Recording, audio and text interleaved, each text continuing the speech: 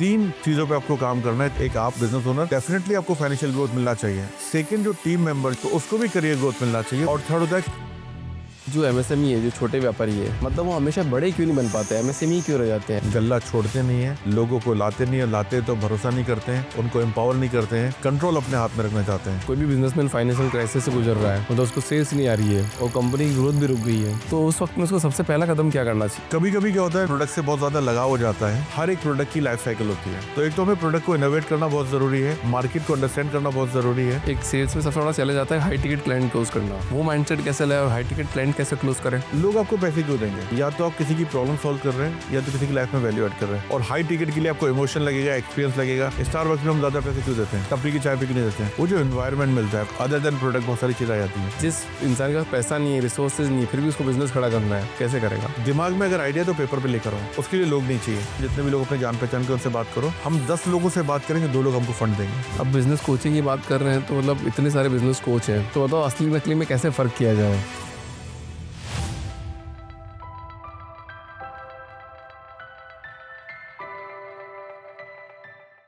Salman sir, बहुत बहुत स्वागत है आपका द फाउंडर्स ड्रीम के अंदर। ये पूरा जो नेटवर्क हमने बनाया है, फाउंडर्स लोगों के लिए बनाया है, और सारे फाउंडर्स यहाँ आते हैं, फाउंडर्स फाउंडर्स ड्रीम को फॉलो भी करते हैं, देखते हैं उसको, चैनल को। मतलब ये चैनल अपने आप में है ना, एक अपने आप में एक बड़ा एमबीए है कि कोई भी प्रोडक्ट को लॉन्च करना है, किसी का ग्रोथ माइंडसेट चेंज करना है, तो उसके लिए चैनल एकदम परफेक्ट है। तो सब लोग इसको फॉलो करते हैं, कम्युनिटी सी बन गई है। तो आप है बिजनेस कोच।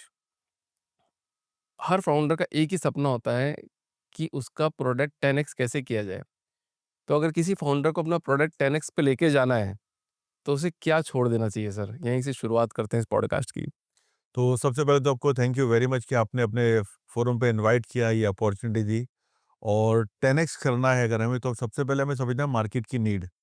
मार्केट की नीड क्या है? मार्केट की एग्जैक्ट प्रॉब्लम क्या चल रही है? लोग नॉर्मली प्रोडक्ट बेचने पे फोकस करते हैं, मार्केट की प्रॉब्लम अंडरस्टैंड करने पे फोकस नहीं करते हैं। तो हमें डिसाइड करना है कि हुज माई ट्राइब, मेरा टारगेट ऑडियंस कौन सा है। My product is not for everyone, my product is for specific audience. एक स्पेसिफिक ऑडियंस को मैं टारगेट कर रहा हूँ और इनकी मुझे प्रॉब्लम सॉल्व करना है, इनकी लाइफ में रिजल्ट प्रोड्यूस करना है, ना कि माल बेचना है। और जब आप उनकी प्रॉब्लम को समझेंगे, वहां पर जब आप ले जाएंगे, तो आपका प्रोडक्ट बिजनेस 10x पे जाना ही जाना है। क्योंकि लोग को रिजल्ट चाहिए, लोग सोल्यूशन बाई करते हैं, प्रोडक्ट बाई नहीं करते हैं। और यही गलती करते हैं लोग। लोग बोलते हैं कि मेरा प्रोडक्ट बहुत बढ़िया, प्रोडक्ट बहुत बढ़िया है, उससे बाहर नहीं निकल पाते हैं। कस्टमर का माइंडसेट क्या है, कस्टमर क्या चाहता है, उसकी प्रॉब्लम क्या है, उसको समझ नहीं पाते हैं। तो वहां चैलेंज हो जाता है। तो जिस दिन लोगों ने सामने वाले की प्रॉब्लम समझना शुरू कर दिया और उसके अकॉर्डिंग पिच करना शुरू कर दिया, प्रोडक्ट ऑटोमेटिक बिकेगा, बेचना नहीं पड़ेगा। अच्छा सलमान जी, बताओ कि जो एमएसएमई है, जो छोटे व्यापारी है, मतलब वो हमेशा बड़े क्यों नहीं बन पाते, एमएसएमई क्यों रह जाते हैं? ऐसा क्या ब्लाइंड स्पॉट होता है उनके पास? सबसे बड़ा जो चैलेंज आता है, वो वन मैन आर्मी फोकस करते हैं कि सारा काम मुझे खुद करना है। गल्ला छोड़ते नहीं है, लोगों को लाते नहीं है, लाते तो भरोसा नहीं करते हैं, उनको एम्पावर नहीं करते हैं, कंट्रोल अपने हाथ में रखना चाहते हैं। और इस वजह से उनके बिजनेस ग्रो नहीं कर पाते और गल्ले से बाहर निकल नहीं पाते, बिजनेस ऑटो पायलट पर जाता नहीं है। तो सबसे इम्पोर्टेंट रीजन है कि आपको अपने बिजनेस को ऑटो पायलट मोड पे लेके जाना है, स्केल करना है। तो लोगों को एम्पावर करना पड़ेगा, लाना पड़ेगा, पहले लोगों पे भरोसा करना पड़ेगा, उनको सिखाना पड़ेगा और उनको एम्पावर करना पड़ेगा, ताकि ये लोग आपके बिना आपके बिजनेस को रन कर सकें। तो क्या इसमें ट्रेनिंग बहुत इंपॉर्टेंट है? ट्रेनिंग भी इम्पोर्टेंट है और माइंडसेट बहुत इम्पोर्टेंट है। पहले बिजनेस ओनर का माइंडसेट ये बदलना पड़ेगा कि हर काम मुझे ही करना है, ये सही नहीं है। लोगों से काम करवाना है। हम्म बिजनेस का मतलब होता है लोगों को लेकर हमें काम करवाना है। या तो हम फादर ऑफ 2 किड बन सकते हैं, या फादर ऑफ नेशन बन सकते हैं। तो 2 बच्चों के बाप बनना है, बन गए। लेकिन अगर आप फादर ऑफ नेशन बनना है, तो आपको बहुत सारे बच्चे बनाना पड़ेंगे। और आपका काम है इन बच्चों को बनाना, आपका काम है लोगों को बनाना। बिजनेस लोग बना देंगे। ये गलती हम लोग कर देते हैं। कोई ऐसा बिजनेस जिसमें आपने किसी को सजेशन दिया और वो ऑटो पायलट मोड पे चला गया हो और उसका बिजनेस बहुत स्केल कर गया हो? मैं मेरे ही बिज़नेस की बात करूँ, अभी मैं आपके साथ पॉडकास्ट कर रहा हूँ और मेरा अभी वेबिनार चालू है ऑटोमेशन मोड पे। मैंने मेरे साथ में एक मेरी कलीग है दीपाली, उसको मैंने क्रिएट किया हुआ है, उसको मैंने एम्पावर किया हुआ है। आज उसकी जो अर्निंग है, वो बाकी जो लोग बिज़नेस मेरे जो क्लाइंट आते हैं उनसे ज़्यादा कमा रही है। क्योंकि मैंने एक परसेंटेज, एक पार्टनरशिप रखा है उसको। 6,000 की सैलरी पे मेरे साथ में आई थी वो। और ईयर बाय ईयर हमने उसकी पोज़ीशन चेंज कर दी, उसको रोल क्लैरिटी दिखाया हमने, करियर ग्रोथ दिखाया। आज एज़ अ बिज़नेस पार्टनर मेरे साथ काम कर रही है और नेक्स्ट लेवल पे लेके गई है बिज़नेस। लोगों को हायर कैसे करना है, रिक्रूट क्या करना है, मुझे कुछ नहीं पता है। हम यही बताते हैं कि लोगों को आप पार्टनरशिप दो, लोगों को आप इन्वॉल्व करो, ओनरशिप दो। जितने ज़्यादा ओनर क्रिएट होंगे, उतना तेज़ी से बिज़नेस ग्रो होगा। एक ओनर अगर रहेगा तो बिज़नेस ग्रो नहीं होगा। ऑर्गेनाइज़ेशन में जो लोग होते हैं, एम्प्लॉइज़ हैं, एम्प्लॉयी 6-9 बजे आएगा, 7 बजे निकल जाएगा, 7 के बाद फ़ोन भी नहीं देखेगा। काम उनके साथ घर पे जाना चाहिए और ये कब होगा जब वो ओनरशिप बिल्ड होगी। हुँ। यहाँ पर गलती कर देते हैं। बट यूएस में अगर देखा जाए और यहाँ पे इंडिया में देखा जाए, कंपैरिज़न देखा जाए, तो काम की एक सीमा होती है। तो यहाँ पे हम क्यों चाहते हैं कि लोग काम घर पे लेके जाएँ? काम घर पे कब लेके आएगी जब उनमें ओनरशिप आएगी। आज तो कल्चर आ गया वर्क फ्रॉम होम। आज रिमोटली हम ऑपरेट कर सकते हैं और ये पैंडेमिक के बाद ये अपॉर्च्युनिटी हमारे को मिली है, तो क्या ज़रूरत है हमें ऑफ़िस में लेकर आना, बैठाने की ज़रूरत है। बट शायद ये सबकी ज़िम्मेदारी ना हो। जिनकी ज़िम्मेदारी उनको तो कर सकते हैं ना हम, हुँ। रोल डिफाइन कर सकते हैं बट उनका। अगर बिज़नेस ही चलाना है तो वो तो अगर कि कोई जैसे मेरे साथ मेरी टीम में जुड़े हुए हैं, किसी के साथ कोई टीम में जुड़े हैं, अगर किसी को ओनरशिप चाहिए तो वो अपने आप लेता है, आपको उसको देने की ज़रूरत नहीं पड़ती है। आपके सिस्टम होना चाहिए। ओनरशिप कब लेगा जब उसको करियर ग्रोथ दिखाई देगी आपके ऑर्गेनाइज़ेशन में। हुँ। आपका बिज़नेस, आपका प्रॉफ़िट, आपका धंधा अगर ये माइंडसेट है, आप एसी में बैठ रहे हैं, बाहर पंखे में पंखा भी ठीक से नहीं चल रहा है, तो लोग ओनरशिप क्यों लेंगे? जब आप अपने एम्प्लॉइज़ के बारे में सोचेंगे, उनके करियर के बारे में सोचेंगे, तब जाके ओनरशिप लेंगे। हर आदमी के साथ पेट लगा है, हर आदमी को 2 रोटी चाहिए, हर आदमी को लाइफ़ में आगे बढ़ना है। वो अपॉर्च्युनिटी अगर आपकी ऑर्गेनाइज़ेशन में नहीं मिल रही है, लोग नहीं रुकेंगे। बट शायद ऐसा कोई भी एक ऑर्गेनाइज़ेशन नहीं होगी जहाँ पे अपॉर्च्युनिटी नहीं मिलती हो लोगों को। लोगों का माइंडसेट होता है, बिज़नेस ओनर का माइंडसेट होता है, एसएमई सेगमेंट का बता रहा हूँ। एक माइंडसेट होता है, फोकस होता है प्रॉफ़िट पे। मेरा फोकस मेरे प्रॉफ़िट पे है। टीम जाए भाड़ में, कस्टमर जाए भाड़ में, मैं पैसे को अंदर करूँ, कैसे मेरा बीवी, मेरा बच्चा, मेरी गाड़ी, मेरा बंगला, उस पे फ़ोकस होता है, एम्प्लॉयी पे फ़ोकस नहीं होता है। इसका माइंडसेट रोकड़े पे होता है, रोकड़े के लिए कुछ भी करेगा ये, 1 नंबर, 2 नंबर सब कुछ करेगा। सेकंड माइंडसेट होता है, एम्प्लॉइज़ पे भी होता है, कस्टमर पे भी होता है कि मुझे मेरे लिए तो करना है, लेकिन मैं कैसे ईज़ी लाइफ़ कर सकूँ मेरे कस्टमर की। हुँ। ये माइंडसेट है, तो वहाँ पर टीम ग्रो होगी। पर ये तो सब सही बात है ना, मान लो अगर कोई कस्टमर कोई मतलब कोई बिज़नेसमैन है, अगर उसका ये माइंडसेट है कि मुझे रोकड़ा अंदर करना है, पैसा अंदर करना है, पैसा कमा रहा हो तो कमा ही रहा है ना पैसा। ऐसे हज़ारों करोड़ों लोग हैं जो पैसा कमा रहे हैं। और दूसरा माइंडसेट भी सही है, जो चाहता है कि एम्प्लॉयी भी ग्रो करे, खुद भी ग्रो करे। तो दोनों में फ़र्क क्या है? दोनों में फ़र्क ये है, अगर आपको लंबा गेम खेलना है और बिज़नेस को ऑटो पायलट मोड पे लेके जाना है, तो सेकंड माइंडसेट पे आना पड़ेगा। और थर्ड माइंडसेट होता है जहाँ पर आप कस्टमर के बारे में सोचते हो, कस्टमर को कैसे हम वैल्यू दे सकते हैं। तो 3 चीज़ों पे आपको काम करना है, 3 स्टेक होल्डर हैं आपके बिज़नेस के। एक आप बिज़नेस ओनर, जैसा आपने कहा कि आपने पैसा लगाया, अपना रिस्क लिया है, तो डेफ़िनिटली आपको फाइनेंशियल ग्रोथ मिलना चाहिए। इसमें कोई गलत नहीं है। आपने अपना कैपिटल लगाया, अपना टाइम दे रहे हैं, इन्वेस्ट कर रहे हैं, सब कुछ लगा रहे हैं, तो आपको फाइनेंशियल ग्रोथ, फाइनेंशियल फ्रीडम मिलना ही चाहिए। सेकंड, जो टीम मेंबर जो आपके पास आ रहा है, दिन-रात लगा रहा है, टाइम निकाल के आपके पास आ रहा है, तो उसको भी करियर ग्रोथ मिलना चाहिए, उसको भी फाइनेंशियल फ्रीडम मिलना चाहिए। तो टीम मेंबर का भी विन होना चाहिए। जैसे बिज़नेस ओनर का विन हो रहा है, तो टीम मेंबर का कैसे ग्रोथ हो रहा है? अदर देन सैलरी आप उसका कैसे ग्रोथ कर रहे हैं? क्वालिटी लाइफ मिल रहा है उसको, अदर देन सैलरी आप सोच रहे हैं। तो टीम मेंबर को जब एनवायरनमेंट मिलेगा, तो टीम मेंबर का ग्रोथ होगा। और थर्ड होता है कस्टमर का विन। कस्टमर अगर ₹10 दे रहा है, तो उसको ₹100 की वैल्यू मिलना चाहिए। हुँ। कैसे हम ज़्यादा वैल्यू दे सकते हैं? लोग माल दे देते हैं, उसके बाद क्या करना है, उसका नहीं सोचते हैं। तो कैसे हम ज़्यादा वैल्यू दे सकते हैं?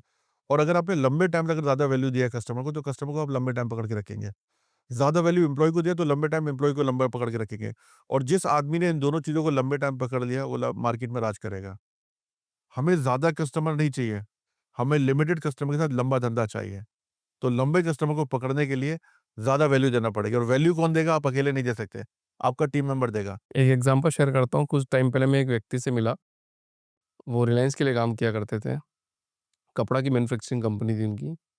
उन्होंने बोला मेरे रिलायंस हो गया, 2-3 क्लाइंट और हो गए, बड़े-बड़े क्लाइंट हो गए, लंबे क्लाइंट, लिमिटेड क्लाइंट ही चाहिए थे, सेम माइंडसेट के साथ में काम कर रहे थे। 15 सालों तक उन्होंने उस कंपनी के साथ में काम किया, बड़े-बड़े ऑर्डर किए, 70-70 हज़ार पीस एक दिन में निकालने की कोशिश निकाले। एक दिन ऑर्डर आता है कि आज से आप आज 70,000 पीस नहीं होगा, आज से सिर्फ़ 300 पीस देने होंगे। लिमिटेड आदमियों के साथ में काम किया, धंधा बंद हो गया। अब बताओ उस सिचुएशन में क्या किया जाए?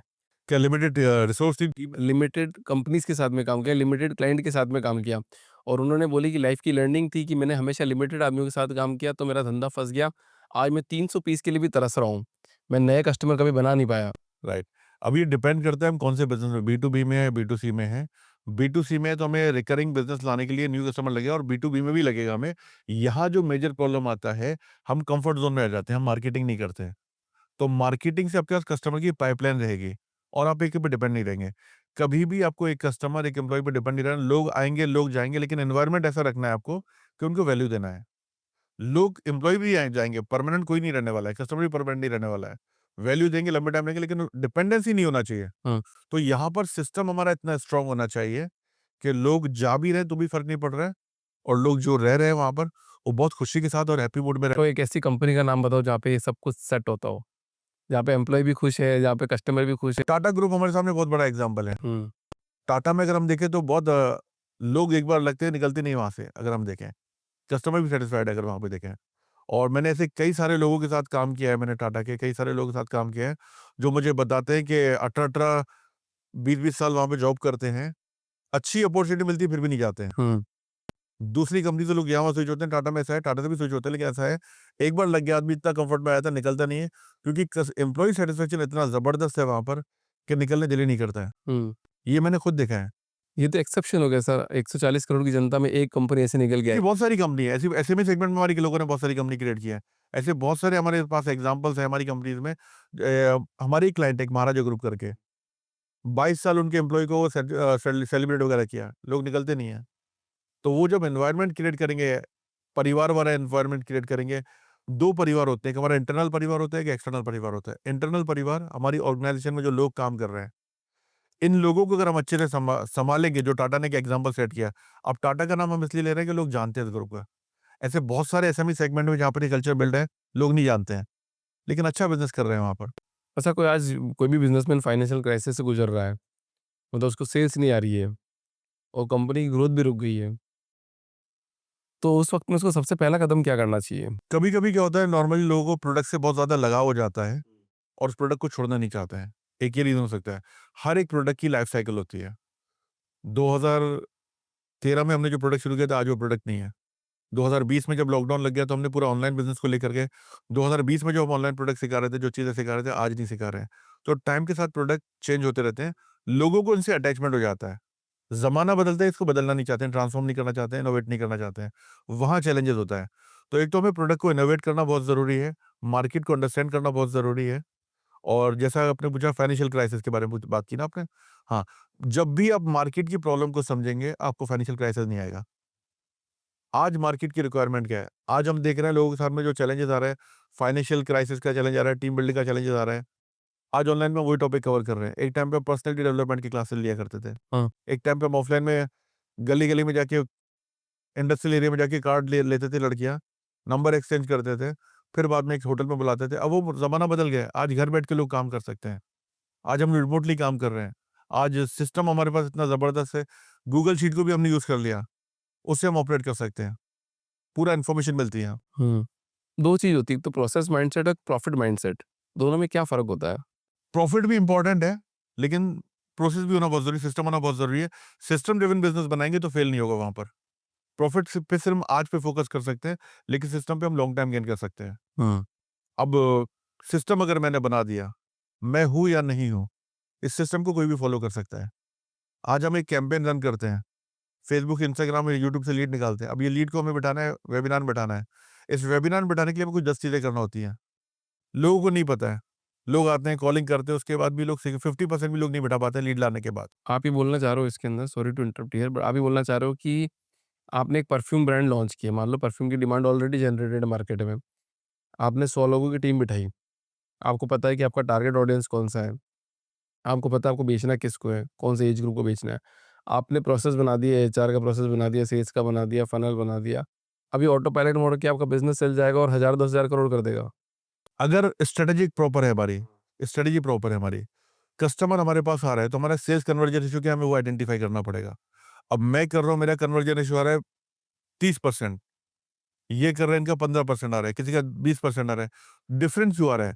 क्योंकि प्रोसेस अगर सब एक फॉलो नहीं करेंगे तो सेम रिजल्ट नहीं आएगा। मैं जो 4-5 चीज़ें कर रहा हूँ, वो लिख के मुझे एसओपी बनाना पड़ेगा, वो इनको बताना पड़ेगा और बता के इनको पूछना पड़ेगा क्या समझ में आया, फिर ये मुझे एक्सप्लेन करेंगे और फिर मुझे इन्हें करके दिखाना पड़ेगा। मैं कस्टमर के साथ कैसे इंटरैक्ट कर रहा हूँ, क्या प्रोसेस है। वो प्रोसेस जब इनको समझ में आएगा, फिर मैं इनको चेक करूँगा, अपने अंडर में मॉनिटर करूँगा मैं, और मॉनिटर में जब मुझे दिखाई देगा ये प्रॉपर करने लगे, इनका भी रेशियो आने लगा, फिर मैं इनको फ्री कर दूँगा वहाँ पर। एक सवाल और पूछ सकता हूँ आप लोगों को? तो इतने बड़े-बड़े जितने इन्वेस्टर हैं, इतना पैसा डालते हैं, तो कंपनियाँ फेल क्यों हो जाती है? तो पैसा है, प्रोसेस है, माइंडसेट है, तो फेल क्यों हो जाते हैं? मार्केट की रिक्वायरमेंट को समझ नहीं पाते हैं, ज़माने के साथ बदल नहीं पाते हैं लोग, वहाँ प्रॉब्लम आती है। आज हम देख रहे हैं साउथ की मूवी चल रही है, बॉलीवुड नहीं चल रही है। साउथ की चल रही है, बॉलीवुड क्यों नहीं चल रही है? राइट? तो लोग बदलते नहीं है, ट्रांसफ़ॉर्म नहीं हो पा रहे हैं। अगर हम बात करें बड़े-बड़े लेजेंड्स हमारे सामने आए थे, दिलीप कुमार हो गए, राज कपूर हो गए। एक टाइम के बाद इन्होंने हीरो वाले एक्टर छोड़ के कैरेक्टर रोल में आ गए थे। टाइम के साथ बदले थे ये उस ज़माने में। हम आज के एक्टर्स देख रहे हैं, जो मूवी लगती है, शो कैंसल हो जा रहे हैं इनके। रीज़न क्या है? ये अभी भी उस इमेज से बाहर रोमांटिक वाली इमेज से बाहर निकल नहीं पा रहे हैं, कैरेक्टर रोल में आ नहीं पा रहे हैं। दिलीप कुमार ने क्रांति मूवी में एक बड़े बुजुर्ग का फ्रीडम फाइटर का रोल प्ले किया था। वही दिलीप कुमार ने संजय दत्त का कोई मूवी थी मुझे याद नहीं आ रहा है, संजय दत्त के दादा का रोल प्ले किया था उन्होंने। कैरेक्टर रोल प्ले किया था। उनको ज़्यादा एप्रिशिएट किया गया था। अवतार में राजेश खन्ना ने एक बूढ़े का रोल किया था। हमारे एक्टर, हमारे जो लोग हैं, बड़े-बड़े लेजेंड जो होते हैं, उनके दिमाग में ये आ जाता है कि I am the king, I am the boss, I am the raja. हुँ। ज़माना बदलता है, ये बदलते नहीं है। टेस्ट के बाद वनडे आ गया। वनडे को आप टेस्ट की टेक्निक से नहीं खेल सकते। वनडे का टी20 आ गया। टी20 को आप वनडे की टेक्निक से नहीं खेल सकते, आप सुपरमैन फिटनेस वाली वो लगेगी, स्किल्स लगेगी। वो डेवलप करने को तैयार नहीं, क्योंकि एक ज़माने में उन्होंने राज किया था। एक ज़माने में ये लेजेंड थे। और ज़्यादातर लोग है ना सेल्स को एक स्किल मानते हैं। जी। आपके हिसाब से सेल्स क्या है? सेल्स आर्ट है, स्किल है और माइंडसेट बहुत बड़ा रोल प्ले करता है। जब तक कि हमें इस प्रोडक्ट पे बिलीव नहीं होगा, विश्वास नहीं होगा, हम बेच नहीं पाएँगे। हमारा प्रोडक्ट बहुत अच्छा है, हमारी कंपनी बहुत अच्छी है, लेकिन अगर मुझे इस प्रोडक्ट पे बिलीव नहीं है, मैं नहीं बेच पाऊँगा। प्रोडक्ट 19 भी रहेगा और मुझे इस प्रोडक्ट पे विश्वास है, तो मैं बातचीत करूँगा, वो कन्विक्शन दिखाई देगा। तो बिलीव माइंडसेट बहुत इंपॉर्टेंट है। एक सेल्स में सबसे बड़ा चैलेंज आता है हाई टिकट क्लाइंट क्लोज़ करना। वो माइंडसेट कैसे लाएँ और हाई टिकट क्लाइंट कैसे क्लोज़ करें? राइट। तो हाई टिकट पे पहले तो हमें ये समझना है, हाई टिकट जब भी हम बेचते हैं, तो यहाँ पर हम प्रोडक्ट सेल नहीं करते हैं। हमेशा कहा जाता है, जब आप किसी की लोग आपको पैसे क्यों देंगे? या तो आप किसी की प्रॉब्लम सॉल्व कर रहे हैं, या तो किसी की लाइफ में वैल्यू ऐड कर रहे हैं। प्रॉब्लम सॉल्व कर रहे हैं, तो लो टिकट इंडस्ट्री में आते हैं, खाली प्रॉब्लम सॉल्व कर रहे हैं। लेकिन अगर आप किसी की लाइफ में रिजल्ट प्रोड्यूस कर रहे हैं, आपने बताया कि मेरा प्रोडक्ट जो है आपको काले से गोरा गोरे से जो भी है कलर चेंज कर देगा, काले से गोरा बना देगा, आपकी लाइफ में वेट कम कर रिजल्ट अगर आप प्रोड्यूस कर रहे हैं, गारंटी के साथ रिजल्ट प्रोड्यूस कर रहे हैं, प्रोडक्ट ऑटोमेटिक बिक जाएगा। तो रिजल्ट पे फोकस करना है हमारे को। और हाई टिकट के लिए आपको इमोशन लगेगा, एक्सपीरियंस लगेगा। स्टारबक्स में हम ज़्यादा पैसे क्यों देते हैं? टपरी की चाय पे क्यों नहीं देते हैं? वो जो एनवायरनमेंट मिलता है, अदर देन प्रोडक्ट बहुत सारी चीज़ें आ जाती हैं। वो जो एम्बियंस मिलता है, वहाँ पर हम जाकर अपने ऑफ़िस की मीटिंग कर सकते हैं, जो अपॉर्च्युनिटी हमें मिल रही है, अदर देन प्रोडक्ट। वो अगर हमारा प्रोडक्ट डिलीवर कर रहा है, हम भी बेच पाएँगे। आपके वेबिनार में आप क्या सिखाते हो लोगों को? मतलब किस बारे में बात करते हो सबसे ज़्यादा? जो 2 चीज़ों पे बात करते हैं, एक तो हमारा फ़ोकस रहता है कैसे आपका बिज़नेस ऑटो पायलट मोड पे जाएगा और कैसे आप अपने बिज़नेस में 10x ग्रोथ करेंगे। ऑटो पायलट मोड के लिए मैंने बताया आपको लीडर्स क्रिएट करना पड़ेंगे अपने नीचे। और लीडर्स का भी हम बात कर रहे थे कैसे वो ओनरशिप लेंगे। तो टीम बिल्डिंग में जब आप काम करेंगे, प्रोसेस वगैरह डिफाइन करेंगे, सिस्टम बिल्ड करेंगे, तो लोग आपके काम को ऑटोमेट पे लेके जाएँगे। इससे आपको फ्री टाइम मिलता है। आपको जब फ्री टाइम मिलता है, तो आप अपने बिज़नेस को स्केल कर पाएँगे, क्योंकि day to day fire fighting से आप फ्री हो गए। हुँ। नॉर्मली बिज़नेस ओनर को फ्री टाइम मिलता नहीं है, वो day to day fire fighting में स्टक रहता है। इस वजह से उसका बिज़नेस स्टक होता है। तो जब जैसे ही आप फ्री होते हैं, तो अपने बिज़नेस को स्केल करने पे फ़ोकस कर पाते हैं। तो 10x किस तरह से करना है, यहाँ पर हम डिफाइन करते हैं। आपके 6 एरिया रहते हैं वर्किंग एरिया। मार्केटिंग हो गया, सेल्स हो गया, ऑपरेशन हो गया, अकाउंट हो गया, आर-एन-डी, एचआर। इन 6 एरिया का प्रोसेस डिफाइन करते हैं, इनके गोल सेट करते हैं, सिस्टम बनाते हैं, ताकि ऑटो पायलट मोड पे रन हो सके। आप बिज़नेस कोचिंग की बात कर रहे हैं तो मतलब इतने सारे बिज़नेस कोच हैं और सब अपने आप को बिज़नेस कोच बोलते हैं। तो बताओ असली नकली में कैसे फ़र्क किया जाए? राइट। आजकल इंटरनेट पे चैट जीपीटी पे बहुत सारा कंटेंट मिल जाता है, मोटिवेशन मिल जाता है। तो ये खाली मोटिवेशन वगैरह पे बात करते हैं, इनको एग्ज़ैक्ट एक्सपीरियंस नहीं होता है, लोगों को समझ नहीं पाते हैं। जब आप लोगों के साथ बात करेंगे, समझेंगे, तो चीज़ें समझ में आएँगी। इनके पास कोई केस स्टडी नहीं होती है, कुछ रिजल्ट्स नहीं होते हैं। हमने लास्ट 12 साल में बहुत सारे लोगों के साथ काम किया और हमने बहुत स्ट्रगल किया है। पहले हमारी लड़कियाँ जाती थी इंडस्ट्रियल एरिया में, कार्ड एक्सचेंज करते थे। कार्ड जमा करके फिर एक वीकेंड में सैटरडे को कॉल करके अपॉइंटमेंट फिक्स करते थे पूरे हफ्ते के। फिर मीटिंग करते थे उनके ओनर के साथ में। ओनर के साथ मीटिंग करके फिर उनको एक हॉल में लेके आते थे। तो ये स्ट्रगल कर कर के हमने बिज़नेस को डेवलप किया। हर इंडस्ट्री के साथ हमने काम किया। अच्छे-बुरे के साथ में गलतियाँ की, उन्हें सिखाया, उनसे सीखा। 10 लाख से लेकर 1000 करोड़ के बिज़नेस उनके साथ काम किया हमने। तो उनके साथ काम कर कर के हमने बहुत कुछ सीखा वहाँ पर। कौन सी कंपनी थी 1000 करोड़ वाली सर? अगर आप कुछ कंपनीज़ के नाम लेना सही नहीं रहेगा यहाँ पर। कोई अब सेगमेंट बता दें। इम्पोर्ट एक्सपोर्ट कंपनी थी ये, इम्पोर्ट एक्सपोर्ट में थी। तो ये लोग पूरे बाहर सब जगह माल भेजते हैं। तो उनके साथ आपने काम किया और उनके बिज़नेस को स्केल करवाया ना। तो आप एक बात बताओ कि जो कोचिंग जो टीचर्स जो कोच होते हैं, वो सिर्फ़ एक मोटिवेशनल ज्ञान देते हैं या फिर कुछ मेज़रेबल थिंग भी होती है उनके लिए? दोनों तरह के कोच हैं। दोनों तरह के कोच, जैसे हम लोग एक अच्छा कोच भी है, बैड कोच भी है। अच्छा कोच वो रहेगा जो कस्टमर के पॉइंट को समझेगा, सिस्टम डालेगा, प्रोसेस डालेगा, इनका रिपोर्ट सिस्टम स्ट्रक्चर करेगा, रिव्यू मैकेनिज्म डालेगा। ये पूरे साइंस पे जो काम करेगा ये कोच है। दूसरा कोच रहेगा, दिखने में बहुत बढ़िया रहेगा, स्मार्ट रहेगा, वॉइस मिमिक्री और वॉइस मॉड्यूलेशन चिल्ला रहा है, सब कुछ कर रहा है। जोश भर रहा है, हवा भर रहा है, लेकिन सिस्टम वगैरह सब मिसिंग है उसके पास। मेजरबल चीज़ें नहीं है। ऐसे हज़ारों लोग कोचिंग लेते हैं, मतलब कोच से कोचिंग लेते हैं, बट सबकी लाइफ़ ट्रांसफ़ॉर्म नहीं हो पाती। राइट, बट एक स्टूडेंट्स, एक टीचर जब पढ़ाता है स्कूल से, कॉलेज से, तो सबकी लाइफ़ ट्रांसफ़ॉर्म हो जाती है। बट कोच जब आप कोचिंग करते हो तब ट्रांसफ़ॉर्म नहीं होती। राइट। तो डिपेंड करता है हम किस तरह से सिखा रहे हैं, डिपेंड करता है हम किस तरह से सिखा रहे हैं। तो इसमें 3 चीज़ें आती हैं जिस प्रोसेस में हम लोग काम करते हैं। ये चीज़ें मैंने सुनी है, बहुत सारे गुरु इस पे बात करते हैं, लेकिन इम्प्लीमेंट कौन करता है मुझे नहीं पता। इसमें आता है आदत, संगत, गुरु। सबसे पहले हम आइडेंटिफ़ाई करते हैं आपको यहाँ से यहाँ जाने के लिए कौन-सी 4 आदतों ने रोका है। कोई फ़ॉलो-अप का किसी का वीक है, किसी को ना बोलना नहीं आता है, कोई प्रोक्रेस्टिनेट कर रहा है। ऐसे 4 कौन-सी हैबिट्स है जिसने आपको उस गोल तक जाने से पहुँचा है, वो 4 नेगेटिव आइडेंटिफ़ाई करते हैं। हाँ, हाँ। उसको रिप्लेस करते हैं उसकी पॉजिटिव हैबिट से, जो उसकी जगह ले सके। तो आदत पे काम होता है। ज़िग ज़िगलर का एक बहुत फेमस कोट है, first we form habits then habits forms us. पहले हम आदतें बनाते हैं, फिर वो आदतें हमें बनाती हैं। तो पहले हम आदतें बनाते हैं। तो हम हमारे पार्टिसिपेंट की वो 4 नेगेटिव हैबिट्स आइडेंटिफ़ाई करके उस 4 हैबिट्स पे काम करते हैं। तो हैबिट्स पे काम करते हैं, आदतों पे। दूसरा आता है संगत। किन लोगों में हम उठ बैठ रहे हैं, वैसे हम बनते हैं। अक्सर मैं बोलता हूँ कि मुर्गी के बच्चों में बैठ के आप चील का मुकाबला नहीं कर सकते। अगर आपको आसमान की बुलंदियों को छूना है, आसमान में उड़ान भरना है, तो आपको ईगल के बच्चों के साथ होना पड़ेगा। सफल परिवार के अंदर, सफल कम्युनिटी के अंदर जो हमारी कम्युनिटी चलती है, उसमें सब लाइक माइंडेड एंटरप्रेन्योर्स होते हैं, सब 10x करने के लिए आते हैं। तो इनको एक नया सर्कल मिलता है। ये सब आगे बढ़ने वाले लोग हैं, एक-दूसरे को सपोर्ट करते हैं। तो आदत मिलता है, संगत मिलता है। थर्ड आता है गुरु, जहाँ पर हम सेशन कंडक्ट करते हैं, मैं उनको गाइड करता हूँ। प्लस हम आपको उनको एक अकाउंटेबल पार्टनर देते हैं, एक पर्सनल कोच देते हैं, जो पर्सनली उनके साथ इम्प्लीमेंट करवाता है। तो फर्स्ट मीटिंग जब मेरी होती है तो मैं उनको कस्टमाइज़ पूरा पर्सनल प्लान देता हूँ साल भर का, फिर 90 डेज़ का एक्शन प्लान देता हूँ, मार्केटिंग कैसे करना है, सेल्स क्या कैसे करना है, ये नंबर के लिए कितने क्लाइंट लगेंगे, क्या प्रोसेस रहेगा, कितने लोगों को हायर करना है, कितने टाइम में किस-किस में लीडर्स हमें बिल्ड करना है, पूरा एक्शन प्लान देता हूँ। अब ये एक्शन प्लान देके भी कोई काम नहीं करेगा, एक अकाउंटेबल पार्टनर देते हैं, वो इनसे इम्प्लीमेंट करवाता है। तो ये इंडिया का ऐसा पहला प्रोग्राम है, मुझे लगता है, मुझे नहीं पता कोई दूसरा प्रोग्राम है कि नहीं, जो 100% इम्प्लीमेंटेशन पे फोकस करता है। हाँ, अब 100% अगर हम बोल रहे हैं, 30% भी इम्प्लीमेंट कर लिया, अनबिलीवेबल चेंजेस आते हैं। करेक्ट। मतलब आपने 2 लाख से भी ज़्यादा लोगों को ट्रांसफ़ॉर्म किया है, उनको कोचिंग दी है। कोई कॉमन पैटर्न नज़र आया सब लोगों में आपको? कि यार ये सब में सब एंटरप्रेन्योर में कॉमन चीज़ है? राइट। सक्सेस के लिए 2 चीज़ें चाहिए, जो भी लोग लाइफ में सक्सेस हुए हैं। पहली चीज़ आती है डिसाइड करना है कि आपको सक्सेसफुल होना है, और डिसाइड करने के बाद व्हाटएवर इट टेक्स, जो भी करना पड़े वो आपको करना है। हर हद से गुज़रने के लिए आप तैयार रहिए। अगर ये आपने कर लिया, आपको आगे बढ़ने से कोई नहीं रोक सकता। मतलब माइंडसेट सुपर होना चाहिए। माइंडसेट सुपर्ब होना चाहिए। मतलब आजकल देखा जाता है कुछ बिज़नेस ऐसे भी हैं जो वर्क फ्रॉम होम में बिना टीम के छोटी टीम में करोड़ों रुपए का बिज़नेस बना रहे हैं। राइट। वो कैसे पॉसिबल हो रहा है आज के टाइम पे? आजकल चीज़ें क्या हो गया, टेक्नोलॉजी के थ्रू जो हम लोगों को था ना कि कैसे मॉनिटर करेंगे, क्या करेंगे। आज रिपोर्टिंग मैकेनिज़्म इतना ज़बरदस्त हो गया, सिस्टम पे बैठेंगे आपको पता चल जाएगा, आपका बंदा या बंदी ने लॉगिन किया है कि नहीं किया है। हाँ, जगह पे बैठ के ऑपरेट कर सकते हैं। तो वो सारी चीज़ें देख अब जो मेरी लीडर जो लड़की देखती है, सारी चीज़ें देखती है। हमने बीच में एक लड़की रखी थी।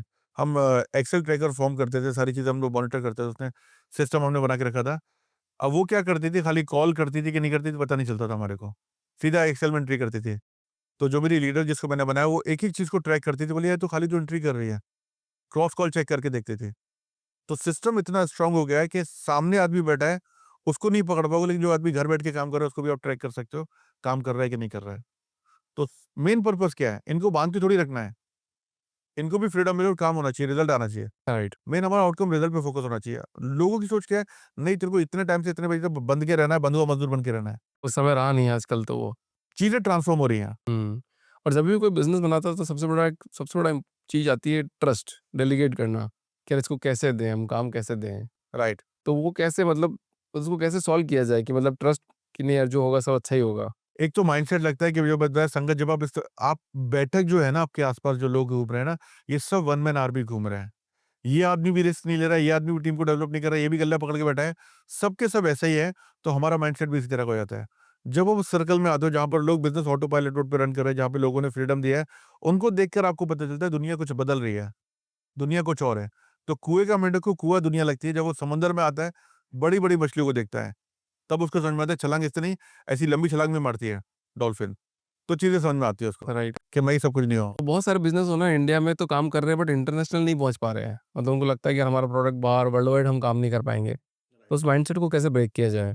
संगत तो लगेगी इसमें सबसे पहले जो मैंने बताया, दूसरा जो है हमें ब्रांडिंग पे फ़ोकस करना पड़ेगा, सिस्टम एंड प्रोसेस को फ़ॉलो करना पड़ेगा। ऐसे बहुत सारे बिज़नेस हैं हमारे मसाला वगैरह में, ऐसे बहुत सारे बिज़नेस हैं, जो नॉर्मली लोकल ऑपरेट करते थे कर्नाटका से। आज उन्होंने ब्रांडिंग पे फ़ोकस किया, अमेज़न पे अपलोड किया। आज 6 से ज़्यादा कंट्री में अब लेके गए 1 साल के अंदर बिज़नेस को, एक्सपोर्ट कर रहे हैं। एक्सपोर्ट कर रहे हैं। तो आप सबसे ज़्यादा एक्सपोर्ट सिखाते हो? नहीं है, एक्सपोर्ट हम सारे इंडस्ट्री में काम कर रहे हैं। हम एक्सपोर्ट्स में भी हैं, गारमेंट में हैं, मैन्युफैक्चरिंग में हैं, आईटी में हैं, ट्रेडिंग में हैं, कोचिंग में हैं, हर इंडस्ट्री के लोग हैं हमारे। कोई एक ऐसा एग्ज़ाम्पल शेयर करो जिसमें इंडस्ट्री में आपने कोई मतलब ये particular 4-5 point pain point solve करे हों खुद से आपकी टीम। मैं एक बहुत हमारे क्लाइंट था, उसका टर्नओवर था, नाम नहीं बताऊँगा मैं अभी यहाँ पे, क्योंकि ऑनलाइन सही नहीं रहेगा। 35 लाख का 35,000 का महीने का टर्नओवर था। 35,000 35,000 मंथली। 35,000 से हम उसको 25 लाख पर मंथ पे लेके गए। ये लोग ज़ुम्बा अकेडमी चलाया करते थे, फिटनेस सेंटर चलाया करते थे। ये 2019 में मेरे प्रोग्राम में अटेंड करने आया ये, और इसने जॉइन किया इस तरह का, ₹1,500 चार्ज लेते थे।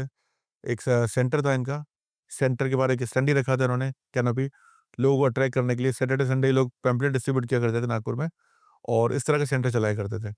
पर स्टूडेंट की जो फीस थी इनकी ₹1,500 थी। ₹1,500 चार्ज करते थे ये महीने का। सुबह 6 से 7, 7 से 8, 8 से 9 3 बैच चलते थे। शाम में 6 से 7, 7 से 8 से 9 अल्टरनेट बैचेस चलते थे। Monday, Wednesday, Friday, Tuesday, Thursday, Saturday इस तरह चलता था। 35,000 टर्नओवर मेरे को जॉइन किया, बड़ा अमाउंट पे करके। मैंने बोला ये मॉडल काम नहीं करेगा। तू बी2सी में काम कर रहा है, तेरे को बी2बी में जाना पड़ेगा। 1 टू 1 से निकल 1 टू मैनी में जाना पड़ेगा। क्या करना पड़ेगा? जो हम लोग करते हैं वैल्यू वाला सिस्टम बनाते हैं। मैंने कहा एक 90 मिनट का एक प्रोग्राम बना, कॉर्पोरेट्स के लिए बना, बी2बी में लेके आते हैं इसको। बड़े क 5 कॉर्पोरेट्स को हमने टारगेट किया, और हमने उनको बोला कि आपके लोग कुर्सी पे बैठ के काम करते हैं इस तरह से, और इनको बैक के काफ़ी सारे इश्यू होते हैं, जिस वजह से इनकी प्रोडक्टिविटी मार खाती है, बीमार होते हैं, बहुत सारे चैलेंजेस आते हैं, प्रोडक्ट के टाइम पे शुरू होते नहीं है। इन लोगों के लिए हमें एक सेशन कंडक्ट करना है 1 घंटे का, ताकि वो प्रॉब्लम सॉल्व हो सके। हुँ। बोले सर चार्ज क्या है? अब हमें पता था अगर इसका चार्ज बोलेंगे तो उसको काम नहीं मिलेगा। हमारा पर्पस चार्ज पैसे कमाना नहीं था, हमारा पर्पस था लीड लेना। तो हमने कहा चार्ज कुछ नहीं लेंगे। बोले सर कुछ तो लेंगे। हमने कहा पहली 5 कंपनी से हम कुछ नहीं लेंगे। हमें सिर्फ लेटर पे लिख के चाहिए, हमने आपके साथ सेशन कंडक्ट किया। बोले वो मिल जाएगा। एक मोमेंटो चाहिए, बोले वो मिल जाएगा। ठीक है। अब हमने उसके यहाँ सेशन कंडक्ट किया 1 घंटे का, 200 लोगों का सेशन कंडक्ट किया, टीम को लेके गया। 200 लोगों का सेशन होने के बाद 80-90 लोग सामने से आते हैं, बोले सर हमें आपको जॉइन करना है। उसने बोर्ड पे नंबर लिखा, एड्रेस लिखा, नाम लिखा। अब यहाँ पर 1 घंटे के सेशन में हमने 80 क्वालिटी लीड जनरेट की, पेइंग कैपेसिटी वाली, जो हम महीना भर पैम्पलेट डिस्ट्रीब्यूट करके भी नहीं जनरेट कर पाते थे। यहाँ से उसका कस्टमर फ्लो बढ़ा। सेकंड कंपनी में फ्री में लिया, थर्ड में लिया, फोर्थ में लिया, इस तरह से लिया। लोग बढ़ने लगे, बोला अब तू क्या एक काम कर, तू सेशन मत कंडक्ट कर, तेरे सेशन में से ही लोगों को फैकल्टी बना के खड़ा कर दे एज़ अ वॉलंटियर, जो लोग अच्छा कर रहे हैं, जिनको शौक है इस तरह का। बात किया, लोग उसी में से खड़े हो गए, सर मैं करूँगा, फैकल्टी बना के रख दिया। अब वो फ्री हो गया वहाँ से, ऑटो पायलट मोड पे बिज़नेस आ गया। 5वीं कंपनी में जब हम लोग गए, वो भी बड़ी कंपनी है, जानते हैं आप सब लोग उसके बारे में। हमने उनको बताया कि हमें आपकी कंपनी में सेशन कंडक्ट करना है, लोग कुर्सी पे बैठ के काम करते हैं, उनको बैठ के काफ़ी सारे इश्यू होते हैं। ये प्रॉब्लम रिज़ॉल्व हो जाएगा हमारे सेशन से।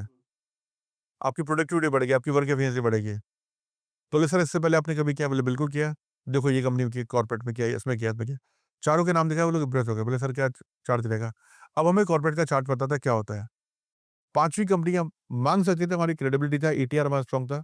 हमने कहा पर पर्सन 500 लेंगे। अब इन लोगों के तो बजट होते ही है। उन्होंने बोला ठीक है।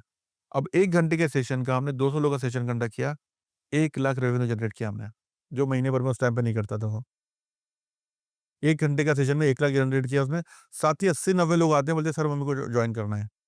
तो लीड जनरेशन के भी पैसे मिल रहे हैं यहाँ से। तो वहाँ से हमने ये सिस्टम बिल्ड किया। फिर हमने उसको कहा कि अब तू फ्रेंचाइज़ी खड़े कर, 7 सेंटर खड़े किया। 1 साल के अंदर उसने बिज़नेस मॉडल को चेंज किया। 35,000 की इनकम को 25 लाख पे लेके गया। तो ऐसे बहुत सारी केस स्टडीज़ है सफल के अंदर। वाह! सलमान जी एक पॉडकास्ट का एक आखिरी सवाल आपसे आज कि मतलब जिस इंसान के पास पैसा नहीं है, रिसोर्सेज़ नहीं है, फिर भी उसको बिज़नेस खड़ा करना है, तो कैसे करेगा? पैसा नहीं है, रिसोर्सेज़ भी नहीं है उसके पास, राइट? आइडिया है उसके पास, हाँ, नया एंटरप्रेन्योर एकदम। राइट।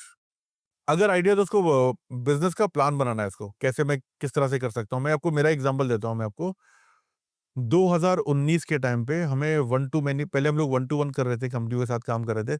मुंबई और थाने में हम लोकली ऑपरेट कर रहे थे। मैंने एक इंटरनेशनल कोच का ट्रेनिंग लिया और 1 टू मैनी का कॉन्सेप्ट समझ में आया। अब इस कॉन्सेप्ट के लिए हमें बहुत सारा फंड चाहिए था। हमें बहुत सारा पैसा चाहिए था, हमें अलग-अलग शहरों में जाना था, क्योंकि ज़ूम वगैरह उस टाइम ये सिस्टम फॉलो नहीं करते थे। ग्रुप कोचिंग की तरफ जाना था हमें, अफोर्डेबल प्रोग्राम बनाने थे। इसके लिए हमें बहुत सारा फंड चाहिए था। तकरीबन अच्छा खासा फंड चाहिए था, वो पैसे नहीं थे मेरे पास। हमने कहा कहाँ से करें, क्या करें? हमने अपने आस-पास के जो जानकार लोग थे उनके साथ बात की। हमने उनको बताया कि देखो भाई हम प्रोग्राम रन करने वाले हैं, एक नागपुर में करेंगे, एक पुणे में करेंगे, एक कोल्हापुर में करेंगे, एक हम औरंगाबाद में करेंगे, संभाजीनगर जो आज हो गया है। ऐसे अलग-अलग प्रोग्राम करेंगे, यहाँ से लोग जमा करके यहाँ पे लाएँगे, टिकट साइज़ ये रहेगा। फिर लेवल 1 हमारा इस रहेगा, 30% कन्वर्ट जाएगा, इसमें ये कन्वर्ट होगा, फिर हमारा नेक्स्ट लेवल में इतना कन्वर्ट जाएगा। पूरा हमने आरओआई कैलकुलेट किया पेपर पे। दिमाग में अगर आइडिया है तो पेपर पे लेकर आओ, उसके लिए लोग नहीं चाहिए। पूरा प्लान बनाया। लिस्ट निकाली, मैंने दीपाली से कहा कि लिस्ट निकालो, जितने भी लोग अपने जान-पहचान के उनसे बात करो। हम 10 लोगों से बात करेंगे, 2 लोग हमको फंड देंगे। आप इस प्रोजेक्ट में 5 लाख 40 लाख चाहिए हमको, मैं बोला 5 लाख लो और 5 लाख में हम गारंटी के साथ आपको बोलते हैं इतने टाइम में इसको डबल करके दे देंगे हम आपको। ऑन पेपर दे रहे हैं आपको और पूरा वर्किंग एक्सप्लेन करेंगे। और इसमें गारंटी है, सब कुछ है, उसके बाद भी हम जाएँगे, लोग रिजेक्ट करेंगे। हमें 20% ही करना जाएगा। ये प्लान हमने दिखाया लोगों को, हमने 40 लाख फंड जमा किया मार्केट से। इसको लगाया हमने मार्केट में। हमने इसको लॉन्च किया 2019 में। लॉन्च करने के बाद हमारा पहला बैच शुरू हुआ, फरवरी में शुरू हुआ। नेक्स्ट बैच हमारा मार्च में होने वाला था। मार्च में शुरू होने के साथ ही लॉकडाउन लग गया, आपको याद होगा उसमें। जो पैसा लगा था, सब पैसा हमारा डूब गया। मार्केटिंग का पैसा गया, होटल में जो किया था वो क्या था, जो पैसे हमने बिज़नेस ओनर से लिए थे, उनका सामने से कॉल आने लगा, "सर पैसे दे दो, एक काम करते हैं, बाद में करते हैं।" अब आप बिज़नेस कोच बात कर रहे हैं, सारे चैलेंजेज़ आपने कर दिए। आप ये भी नहीं बोल सकते मेरे पास पैसा नहीं है, भई तुम्हारे पैसे से ही मैं धंधा करने वाला हूँ, मेरे को देना है। कुछ नहीं पता था क्या करना है। हमने कहा ठीक है आपको पैसे दे देंगे, एक काम करते हैं, एक टाइम लिया हमने, 3-3 महीने से आपका पैसा देंगे। बोले ठीक है, देंगे, पूरा देंगे पैसा आपको। जिन-जिन से हमने बात की थी उनके पैसे हमें रिटर्न करने की बात की है। बोले क्या करें यार, पैसा अभी जो 40 लाख जो दिया था उसमें कुछ पैसा हमारे अकाउंट में था। 6 महीने में पैसा रिटर्न करना था। दीपाली से मैंने डिस्कस किया, मतलब पैसे नहीं है अब यार, देना है, प्रेशर है, क्या करें? कुछ समझ में नहीं आ रहा था। ज़ूम चलाना नहीं आता था। मैंने बोला दीपाली अपने जो पुराने क्लाइंट है उनको बुलाओ, जो भी लोग हैं उनको बुला, डेटाबेस जो भी रहेगा उनको फेसबुक पे लाइव करते हैं। फेसबुक लाइव आता था। फेसबुक पे 3 दिन लाइव सेशन लिया।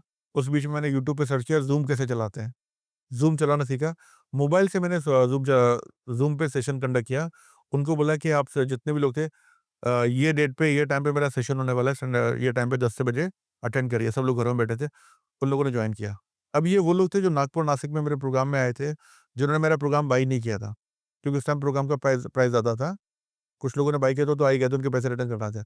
मैंने कहा ये प्रोग्राम अटेंड किया। अभी अटेंड करने के बाद हमने उनको 999 का प्रोग्राम सेल किया। हमने कैलकुलेट किया हमको फंड कितना चाहिए, कितना शॉर्ट पड़ रहा है। 2 लाख कम पड़ रहा था 6 महीने में जो देना था हमारे को पैसा। हमने पहले ही महीने में अप्रैल को चालू किया, 14th के बाद हमने चालू किया सेशन और अप्रैल के लास्ट के 15 दिनों में हमने 999 का प्रोग्राम सेल किया 101 लोगों को, 2 लाख रुपए जनरेट किए, वहाँ से कॉन्फिडेंस आ गया और वहाँ से फिर हमारी ऑनलाइन गाड़ी शुरू हो गई। तो बताने का मतलब ये है, आपको फंड चाहिए, आपके पास एक सॉलिड प्लान होना चाहिए, उसका आरओआई कैलकुलेशन होना चाहिए, आप कमा रहे हो, कैसे रिटर्न दोगे। मार्केट भरा पड़ा है लोगों से। लोगों से निकल के बात करना है, 10 लोगों से बात करोगे, 2 लोग आपको, 1 से 2 लोग दे देंगे आपको। लोग खाली बैठ के सोचते रहते हैं, एक्शन नहीं लेते हैं। एक्शन ना लेना बहुत बड़ा चैलेंज होता है। वह एंटरप्रेन्योर की सबसे बड़ी लाइफ में सबसे बड़ी कमजोरी यही कि सोचते ज़्यादा है, एक्शन कम लेते हैं, प्लान कम करते हैं। एक्शन कम लेता है। एक सवाल का जवाब दो जी, कोई नया एंटरप्रेन्योर बनना चाह रहा है अभी, ठीक है, उसको क्या माइंडसेट में शिफ्ट लाना है बस? पहले डिसाइड करिए आपको क्या करना है, क्यों करना है? टारगेट ऑडियंस को अंडरस्टैंड करिए। मार्केट का बर्निंग डिजायर, सबसे बड़ी प्रॉब्लम क्या है, वो कौन-सी सॉल्व कर सकता है आपका प्रोडक्ट? कोई भी प्रोडक्ट हो सकता है, डायरेक्ट सेलिंग हो सकता है, न्यूट्रिशन प्रोडक्ट्स हो सकता है, कोचिंग कंसल्टिंग हो सकता है, गारमेंट कुर्ती हो सकता है, कुछ भी हो सकता है। मार्केट की मेजर प्रॉब्लम कौन-सी सॉल्व कर रहा है और उसके अकॉर्डिंग पिच करना शुरू करिए। लोग भाग-भाग के आएँगे।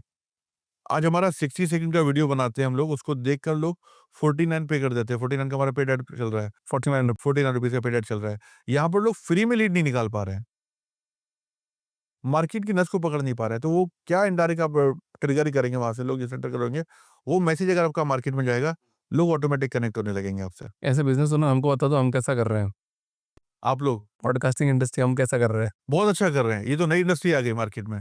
अब मैं आपके साथ बैठा हूँ, तो लोग आपके पास आ रहे हैं, तो बहुत ज़बरदस्त है। लोग इसमें अच्छा खासा कमा रहे हैं।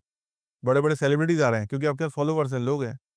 आज की डेट में लोग टीवी चैनल्स नहीं देख रहे हैं। रिसेंटली भी स्टडी है कि टीवी चैनल जो है रिसेशन में जा रहे हैं। टीआरपीज़ नहीं आ रही है उनके पास, लोग एडवर्टाइज़ के पैसे नहीं दे रहे हैं, क्योंकि लोग नहीं हैं। और वहीं पर आपके यूट्यूब चैनल्स हो गए, आपके जो चैनल्स हो गए, ऑनलाइन जो चैनल है, इसको लोग ज़्यादा देख रहे हैं। यहाँ पर लोग व्यूअर्स हैं, जहाँ पर जनता है वहाँ पर लोग हैं। तो रीज़न ये है आप टाइम के साथ बदलते टाइम के साथ आप लोगों ने बदले, कनेक्ट किया इस इंडस्ट्री को, आप इवॉल्व कर रहे हैं। वो जो लोग हैं अभी तक इवॉल्व नहीं हो पा रहे, ट्रांसफॉर्म नहीं हो पा रहे हैं। यूट्यूब इंडस्ट्री में लगभग लास्ट 3 सालों में शायद आई थिंक नील ही उनका नाम है, जी। सीईओ शायद वो यूट्यूब के, वो चेक कर लेना। तो उन्होंने 27,000 करोड़ रुपए खर्च किए हैं अभी लास्ट 3 सालों में, और इंडिया की इकोनॉमी इतनी बूम कर रही है एज़ अ डिजिटल क्रिएटर्स के लिए। राइट, लगभग 15,000 चैनल ऐसे हैं जो 1 बिलियन फॉलोअर्स से ज़्यादा सब्सक्राइबर वाले हैं, और करोड़ों वीडियोज़ अपलोड हुए हैं लास्ट 3 सालों में राइट, यूट्यूब के ऊपर। राइट। तो आज बहुत अपॉर्च्युनिटीज़ है, आज यूट्यूबर्स को लोग मूवी में साइन लेकर आते हैं अपने, आपको पता है ऐसे बहुत सारे लोग हैं। क्यों लाते हैं? उनके पास फॉलोवर है। अब एक्टर के नाम पे लोग नहीं आ रहे हैं। तो ज़माना बदल रहा है, जनरेशन चेंज हो गई। वो जनरेशन नहीं, 90 वाली जनरेशन नहीं है। लोग इसको चेंज समझ नहीं पा रहे हैं। Absolutely right. सलमान जी, आपका बहुत-बहुत धन्यवाद द फाउंडर्स जिम में आने के लिए और एक्सपीरियंस शेयर करने के लिए। आई होप बहुत सारे लोग हमारे फाउंडर आपसे कनेक्ट करें एंड आपका बिज़नेस और तेज़ी से बढ़े और हमारे पॉडकास्ट पे एक बार फिर आ पाएँ।